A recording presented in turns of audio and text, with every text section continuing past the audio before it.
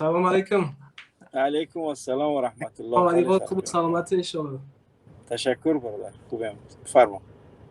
امروز برآمد ما رو 10 سال میشود که از تاجیکستان برآمدم. به خاطر این 10 سالگی سالگرد مهاجرت هم به خودم اجازه دادم که در برنامه شما منبر مهاجر صحبت داشته باشم با مردم خودم و از شما خواهش میکنم که حداقل هر سالی که من در خارج گذراندم 1 دقیقه برای من تحفه کنید تا من بتونم درد دلم رو برای مردمم برسونم.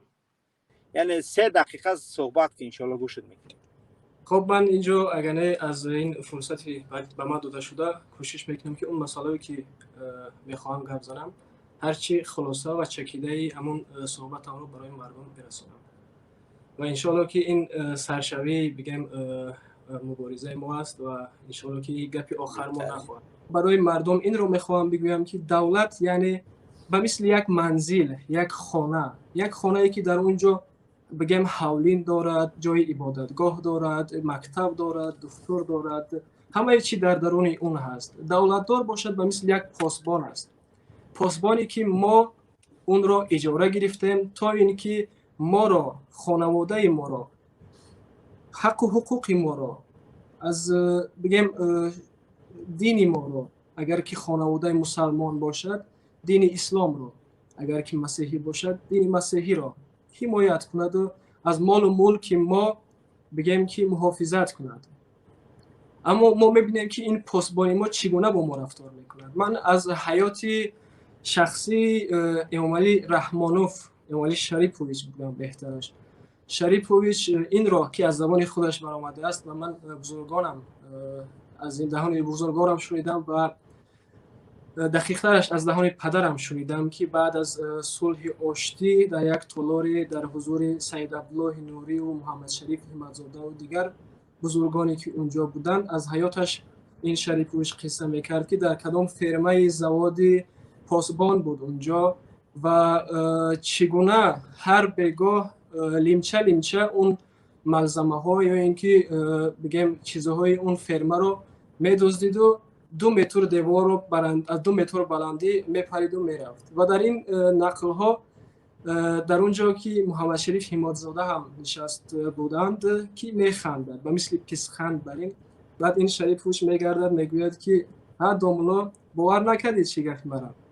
بعد استاد محمد شریف همت‌زاده میگوید که نه چرا در دزدی تو شک ندارم اما اون 2 متر رو چگونه پریدی اون رو باور نکردم. و این همون پاسبانی هست، همون پاسبانی ماهر، دزد ماهری هست که امروز مال ما را، کیسه ما را، ببخشید ناموس ما را دزدیده است، حتی شعور ما را دزدیده است که ما امروز نمیتونیم درست را از نادرست فرق کنیم. ما امروز نمیتونیم حق را از باطل فرق کنیم.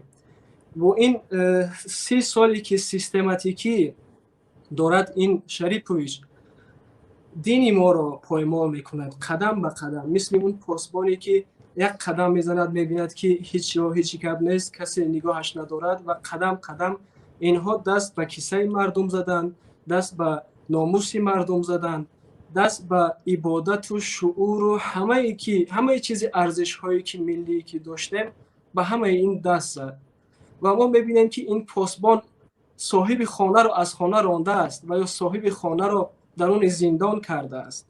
و من آخرین در این میخواهم برای آزادی صحبت کنم که یک مثالی برای آزادی خوب گفته شده است از زبان عالم فرانسوی ژان ژاک روسو. میگوید آزادی اون نیست که هر چی که دلمون بخواهد اون را بکنیم. آزادی همون است که هر چی که دلمون نمیخواهد اون را مجبور نباشیم بکنیم. ما امروز میبینیم که مردم تاجیکستان نمیخواهد به مهاجرت رود اما مجبور است برود. مردم تاجیکستان نمیخواهد که رشوه بدهد اما مجبور است بدهد. نمیخواهد که مارشیروفکا برود زنهای تاجیکی ما اما مجبور است برود. اونایی که میگن در تاجیکستان آزادی هست، آیا میتوانید گفته که اون چیزایی که نمیخواهید بکنید میتوانید گفته که نمیخواهم کردن اما نه مجبورید بکنید. و این بود سلامت باشه. واقعا درست است. امیدوارم که انشالله ملت فهمید و اون مثال های خوبی هم الحمدلله در این مورد هر دوش هم آورده. سلامت باشه سلام جان. امیدوارم خیلی که در ممنون. برنامه دیگه ان شاء الله که اشتراک میکنید خدا خیر در یک برنامه فراخ، یعنی فراختر ان شاء الله. خیلی ممنون.